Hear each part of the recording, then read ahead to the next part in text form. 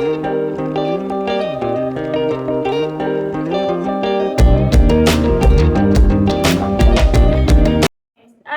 You all to व्यष्टि academy. आज हम एक नया टॉपिक डिस्कस करेंगे, solution of a linear equation through determinant. मतलब कि लीनियर इक्वेशंस को सॉल्व करना डिटर्मिनेंट्स की हेल्प से। तो सबसे पहले हम इसके कंसेप्ट को समझेंगे और इस कंसेप्ट को समझने के बाद हम क्वेश्चन सॉल्व करेंगे। तो स्टार्ट करते हैं। Let a system of simultaneous linear equation be a1x plus b1y plus c1z is equals to d1, a2x plus b2y plus c2z is equals to d2, a3x plus b3y plus c3z is equals to d3। इन्हें हमने क्या बोला कि ये हमारी क्या है, equation 1। A set of values of the unknown x, y, z which satisfy all the three equations simultaneously is called the solution of a system। हमारी जो x, y, z की तीनों ऐसी वैल्यूज जो तीनों इक्वेशंस को सेटिस्फाई करेंगी उसे हम क्या बोलेंगे, solution of the system। If d1 is equals to d2 is equals to d3 is equals to 0 in equation 1, then the system is said to be homogeneous, otherwise it is called non-homogeneous। अगर हमारी d1, d2, d3 की value 0 होंगी तब इसे हम बोलेंगे homogeneous, otherwise it is called as non-homogeneous। If a system of linear equation has one or more solutions, then the system is said to be consistent, otherwise it is called inconsistent। अगर हमारी linear equation के एक या एक से ज्यादा solution होंगे तब उसे हम क्या बोलेंगे कि ये हमारी इक्वेशन क्या है, कंसिस्टेंट है, अदरवाइज इनकंसिस्टेंट है। A non-homogeneous system of linear equation may have a unique solution. The system is consistent and independent. Infinite number of solutions, the system is consistent and dependent. No solution, the system is inconsistent। अगर हमारा कोई unique solution आता है तब हमारा system क्या होगा, consistent होगा और इंडिपेंडेंट होगा। अगर हमारे इनफाइनाइट नंबर ऑफ सॉल्यूशन आते हैं, मतलब कि मेनी सॉल्यूशंस आते हैं, तब हम क्या बोलेंगे कि सिस्टम हमारा क्या है, कंसिस्टेंट है और डिपेंडेंट है। और अगर हमारा नो सॉल्यूशन मतलब कोई भी सॉल्यूशन नहीं आता तो सिस्टम हमारा क्या होगा, inconsistent. A homogeneous system of linear equation में है, अगर हमारा जो लीनियर इक्वेशन का सिस्टम है वो होमोजेनियस है तब क्या होगा, a unique solution is the trivial solution and the system is consistent. और अगर हमारे इनफाइनाइट नंबर ऑफ सॉल्यूशन यानी कि एक से ज्यादा सॉल्यूशन होंगे तब हमारा सिस्टम क्या होगा, कंसिस्टेंट होगा।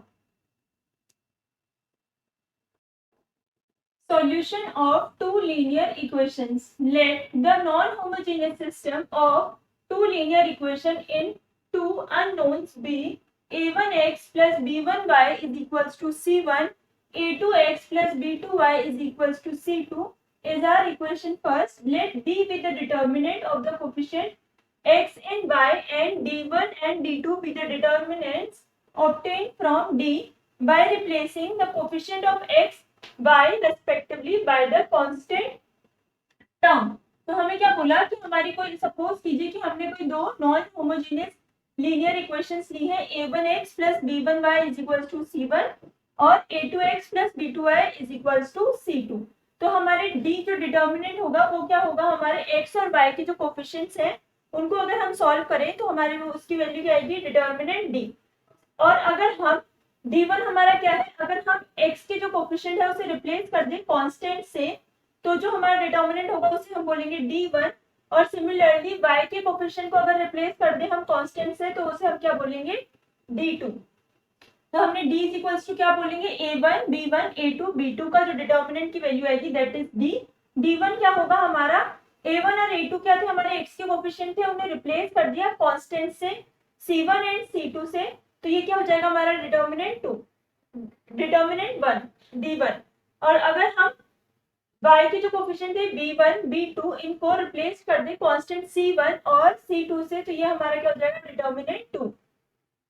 तो हमने क्या बोला कि अगर हम इस इक्वेशन, हम डिटर्मिनेंट में d को x से मल्टीप्लाई कर दें तो हमारा क्या होगा, x into a1 b1 a2 b2। हमने क्या पढ़ा था कि अगर हम किसी को वैल्यू को मल्टीप्लाई करते हैं तो हम केवल एक रो या एक कॉलम में मल्टीप्लाई कर सकते हैं। तो हमने कॉलम 1 में इसे मल्टीप्लाई कर दिया तो हमारी वैल्यू क्या आ जाएगी, अब a1x b1 a2x b2। तो अब हम क्या करेंगे, इसमें ऑपरेशन लगाएंगे कॉलम 1 में, column 1 plus y into column 2। तो हमने क्या किया, कॉलम 1 को ऐड किया कॉलम 2 से, पहले कॉलम 2 को y से मल्टीप्लाई किया, फिर कॉलम 1 और कॉलम 2 को ऐड किया। तो a1x प्लस b1y की वैल्यू क्या थी, c1, a2x प्लस b2y की वैल्यू क्या थी, c2। तो इसे हम क्या लिख सकते हैं, c1 b1 c2 and b2। ये हमारी वैल्यू किसके इक्वल है, डिटर्मिनेंट 1 दैट इज d1 के। तो हम क्या बोल सकते हैं, that x into d is equals to d1। Similarly हम क्या बोल सकते हैं, that y into d is equals to d2। इसी तरह से अगर हम ऑपरेशन लगाए डिटर्मिनेंट 2 पे, डिटर्मिनेंट पे y से मल्टीप्लाई करें और सॉल्व करें, तो हमारे y इंटू डी की वैल्यू क्या आएगी, d2। Thus, if d is not equals to 0, then the system of linear equation first has a unique solution given by x is equals to d1 by d and y is equals to d2 by d। तो अगर हमारे determinant की value 0 नहीं आती है, तो जो हमारा सिस्टम होगा लीनियर इक्वेशन का वो क्या होगा, यूनिक सॉल्यूशन होगा उसका। और x की वैल्यू हम कैसे फाइंड आउट कर सकते हैं, d1 by d, और y की वैल्यू फाइंड आउट कर सकते हैं d2 by d। Condition for consistency of a non-homogeneous of two linear equation in two unknowns। अब हम conditions देखते हैं कि क्या क्या conditions होंगे। तो हमारे तीन केसेस हो सकते हैं। पहला केस क्या है, if d is not equals to 0, the system is consistent and independent and has a unique solution given by x is equals to d1 by d and y is equals to d2 by d। तो अगर हमारे d की value 0 नहीं आती, तो system हमारा क्या होगा, कंसिस्टेंट होगा, इंडिपेंडेंट होगा, और उसका एक यूनिक सॉल्यूशन होगा जिसकी वैल्यू क्या होगी, x की वैल्यू हम फाइंड आउट करेंगे d1 by d और y की वैल्यू फाइंड आउट करेंगे d2 by d। अब अगर हमारे d की वैल्यू 0 आती है, if d is equals to 0 and either of d1 d2 is non-zero, then the system is inconsistent and it has no solution। अब अगर हमारे d की वैल्यू 0 है और d1 या d2 में से कोई किसी की भी वैल्यू नॉन जीरो है, तो हमारा सिस्टम क्या होगा, इनकंसिस्टेंट होगा और इसका कोई भी सॉल्यूशन नहीं होगा। थर्ड केस क्या है हमारा, if d1 is equals to d is equals to d2 is equals to 0, मतलब कि d d1 d2 तीनों की वैल्यू क्या हो, 0 हो, then the system is consistent and dependent and has infinitely many solution. तो जो हमारा सिस्टम है वो कंसिस्टेंट होगा, डिपेंडेंट होगा और उसके इनफाइनाइटली मेनी सॉल्यूशन होंगे, मतलब कि एक से ज्यादा सॉल्यूशंस होंगे। अब हम देखेंगे solution of three linear equations. Solution of three linear equations. Let the non-homogeneous system of three linear equations in three unknowns be a1x plus b1y plus c1z is equals to d1, a2x plus b2y plus c2z is equals to d2, a3x plus b3y plus c3z is equals to d3। ये हमारे क्या है, तीन linear equations हैं जिनके तीन unknown variables हैं x, y and z। तो let d be the determinant of the coefficient x, y and z। तो x, y, z के जितने भी कोफिशिएंट है उनको हम क्या बोलेंगे, उसके जो डिटर्मिनेंट बनाए उसे डिटर्मिनेंट d बोलेंगे।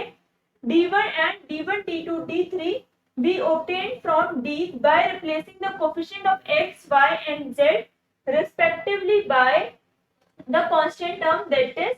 तो हमने क्या किया, d1, d2, d3 जो डिटर्मिनेंट्स बनाए उनमें क्या किया, जो d1 है उसमें हमने x कोफिशिएंट को रिप्लेस किया bye constant terms d1, d2, d3। Similarly d2 को हमने क्या किया, y कोफिशिएंट्स को रिमूव करके वहां पे कांस्टेंट टर्म्स को सब्स्टिट्यूट किया, और d3 में z कोफिशिएंट्स के टर्म्स को रिप्लेस किया कांस्टेंट टर्म से। तो इससे हमारी क्या बनी, d1, d2 एंड d3। तो हम क्या करेंगे, जो डिटर्मिनेंट d है उसे मल्टीप्लाई करेंगे बाय x। तो इसे हम क्या लिख सकते हैं, x into a1 b1 c1 a2 b2 c2 and a3 b3 c3 is equals to, हमने क्या किया, x को मल्टीप्लाई किया इन कॉलम 1। तो इससे क्या हमारी वैल्यू क्या होगी, a1x b1 c1 a2x b2 c2 a3x b3 c3। अब हम ऑपरेशन लगाएंगे, operate column 1 plus y into column 2 plus z into column 3। तो हम क्या करेंगे, कॉलम 1 में सबसे पहले हम क्या करेंगे, कॉलम 2 को y से मल्टीप्लाई करेंगे, कॉलम 3 को z से मल्टीप्लाई करेंगे और फिर जो रिजल्ट आएगा उसे हम कॉलम 1 में ऑपरेट कर देंगे। तो इससे हमारी वैल्यू क्या आएगी, a1x plus b1y plus c1z b1 c1, a2x plus b2y plus c2z b2 c2, a3x plus b3y plus c3z b3 c3 is equals to, ये हमारी क्या वैल्यू थी, a1x plus b1y plus c1z is equals to d1। तो हमने वहां value substitute कर दी। तो हम इसी तरह से हमने सेकंड में वैल्यू सब्स्टिट्यूट कर दी d2 और थर्ड की हमारी वैल्यू क्या थी, d3। तो इससे हमारी डिटर्मिनेंट की वैल्यू क्या आएगी, d1 b1 c1 d2 b2 c2 and d3 b3 c3। तो x into d is equals to हमारा क्या हो जाएगा, d1। Similarly, we shall obtain y into d is equals to d2 and z into d is equals to d3। तो हम क्या, similarly इसी तरह से जो स्टेप हमने x into d में किया उसी तरह से अगर हम y into d में करें तो हमें d2 डिटर्मिनेंट मिलेगा और z into d में करें तो हमारा d3 डिटर्मिनेंट मिलेगा। Thus, if d is not equals to 0, then the system of linear equation has a unique solution given by x is equals to d1 by d, y is equals to d2 by d and z is equals to d3 by d। तो अगर हमारे determinant की value non zero है, determinant d की value non zero है, तो जो हमारा सिस्टम ऑफ लीनियर इक्वेशन है उसका एक यूनिक सॉल्यूशन होगा। x की वैल्यू क्या होगी, d1 by d, y की वैल्यू होगी d2 by d and z की वैल्यू होगी d3 by d। The above method of finding the unique solution of a system of linear equation is known as Cramer rule। तो हमने जिस method से अभी हमारे यूनिक सॉल्यूशंस की value निकाली उसे हम क्या बोलते हैं, क्रैमर रूल।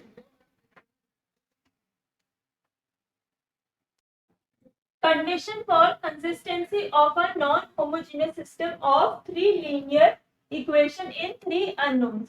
तो कंडीशन देखते हैं। First is, if d is not equals to 0, the given system is consistent and independent and has a unique solution।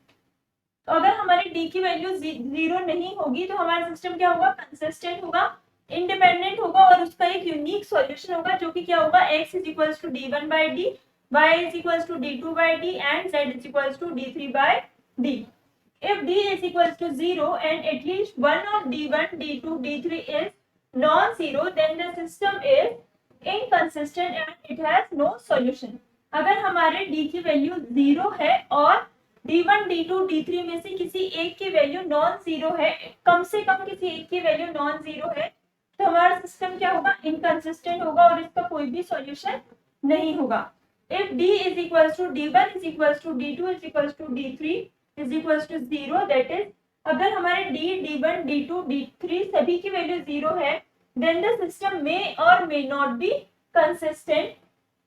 In case the system is consistent, then it will have infinite number of solution and the system is dependent। तो हमारे अगर हमारे d, d1, d2, d3 सभी की value 0 है तो हमारा system consistent हो भी सकता है और कंसिस्टेंट नहीं भी हो सकता। इन केस अगर हमारा सिस्टम कंसिस्टेंट है तो हमारे जो सॉल्यूशन होंगे वो क्या होंगे, इनफाइनाइट नंबर ऑफ सॉल्यूशंस होंगे और जो हमारा सिस्टम होगा वो क्या होगा, डिपेंडेंट होगा। Condition of consistency for homogeneous system of three linear equation in three unknowns. तो अब हम क्या देखेंगे, कंडीशन देखेंगे कंसिस्टेंसी फॉर होमोजेनियस सिस्टम। अब तक हम क्या देख रहे थे, नॉन होमोजेनियस सिस्टम देख रहे थे।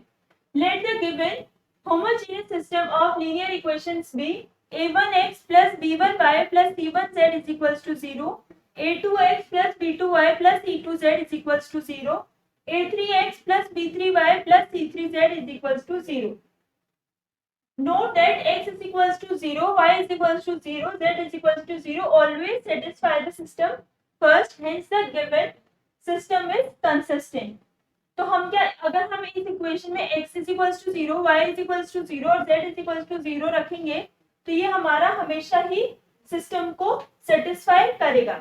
तो जो हमारा सॉल्यूशन है x is equals to 0, y is equals to 0 and z is equals to 0, इसे हम क्या बोलते हैं, trivial solution. On comparing this given homogeneous system of linear equation with the system first, we find d1 is equals to d2 is equals to d3 is equals to 0। तो अगर हम इस homogeneous system को हमारे non homogeneous system से compare करें तो हमें क्या पता चलता है कि D1 is equal to D2 is equal to D3 is equal to 0। तो हमें यहाँ से क्या बोल सकते हैं D1 D2 D3 तीनों की वैल्यू क्या है 0। तो हमारे क्या D की वैल्यू यहाँ से क्या आएगी 0 B1 C1 0 B2 D1 की वैल्यू क्या आएगी हमारी 0 B1 C1 0 B2 C2 0 B3 C3। तो अगर हम इसे सॉल्व करेंगे डिटर्मिनेंट को तो हमारे डिटर्मिनेंट की वैल्यू क्या आएगी 0। सिमिलरली हमारे D2 डिटर्मिनेंट और D3 डिटर्मिनेंट की वैल्यू भी क्या आएंगी 0।